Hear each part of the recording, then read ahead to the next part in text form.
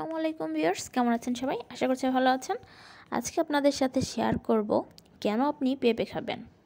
আমি আসলে পেঁপে খাচ্ছিলাম, তো চিন্তা করলাম যে পেঁপে আসলে অনেকেই আমরা খাই না, অনেকে অবহেলা করি সিরিয়াসলি। তো আমি ভাবলাম যে আসলে একটু জানাই যে আমাদের পেঁপে খাওয়া কেন উচিত। নাম্বার 1, হজম শক্তি বাড়ায়। নাম্বার 2, কোষ্ঠকাঠিন্য দূর করে। পেঁপেতে আছে সি, পটাশিয়াম, ফাইবার, হৃদরোগের ঝুঁকি কমায়, ইটসেট্রা ইটসেট্রা ইটসেট্রা। এখন কথা হচ্ছে কি যে পেঁপে আসলে খুব ভালো একটা জিনিস। পেঁপে আসলে আমাদের সবার খাওয়া উচিত। এত কিছু মাথায় রেখে আসলে আমরা কেউই পেঁপে খাই না, কিন্তু পেঁপে আসলে নর্মালি সবার খাওয়া উচিত। আমার মনে হয় যে বাসায় যদি বাচ্চারা থাকে বা বয়স্ক মানুষ থাকে বা মধ্যবয়স্ক বা সব বয়সের মানুষের আসলে আমার মনে হয় পেঁপে খাওয়া উচিত। কারণ হচ্ছে পেঁপে ওয়ান কাইন্ড অফ আল্লাহস ব্লেসিংস, এবং আল্লাহ আমাদেরকে এই পেঁপেটা দিয়েছেন খাওয়ার জন্যে, আমাদের খাওয়া উচিত।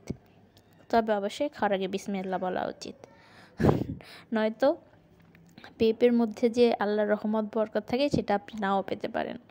তো এই ছিল আমার আজকের ভিডিও। ভালো থাকবেন সবাই। আসসালামু আলাইকুম।